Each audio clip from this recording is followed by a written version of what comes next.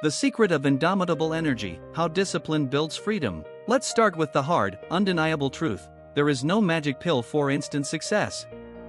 And it truly frustrates me when a lack of time is used as a universal excuse. Every single one of us has the same 24 hours in a day. You must stop reacting to events and start working again, clearly setting your priorities. I myself, while a student, worked on grueling construction sites, yet I still found time for 5-hour workouts at the gym. Moreover, I attended evening classes for acting and dancing. Not a minute of my time was wasted. This flawless, strict organization led me to win the Mr. Universe title at just 20, making me the youngest title holder in history. Why purpose is the fuel. If you lack a clear vision of your final destination, if there is no burning goal you are striving for, you will simply wander in circles aimlessly. Think about it, almost 3/4 of people, 74%, hate their jobs. Why? Because they do it not to fulfill a dream, but because they accidentally stumbled upon a vacant position. Labor motivated solely by money always turns into a heavy, joyless routine. I always smiled during multi-hour, strenuous workouts because every set, every rep, brought me closer to my goal. A clear vision of the goal turns a painful process into a pleasant anticipation of the result. Muhammad Ali, whom I saw in the gym, wouldn't start counting sit-ups until he felt pain. That is what true, diligent work means. You are obligated to give it your all, regardless of the circumstances. There is no magic. There is only constant, methodical self-improvement. Time management, choice, not circumstance. It drives me mad when people complain about not having 45 minutes for the gym or an hour for self-development.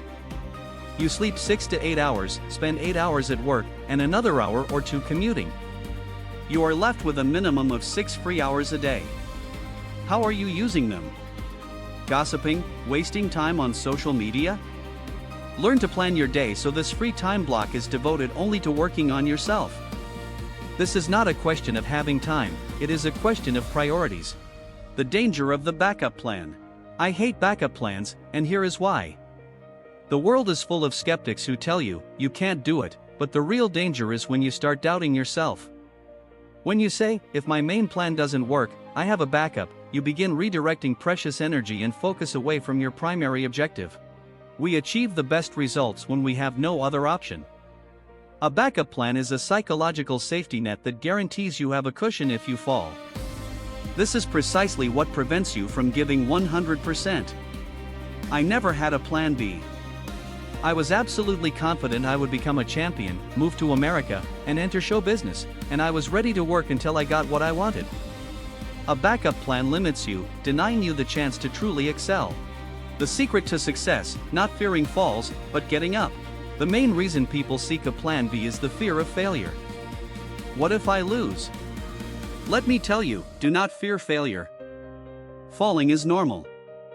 If you don't fall, you will never climb the ladder of success. There isn't a single great person in the world who hasn't experienced setbacks.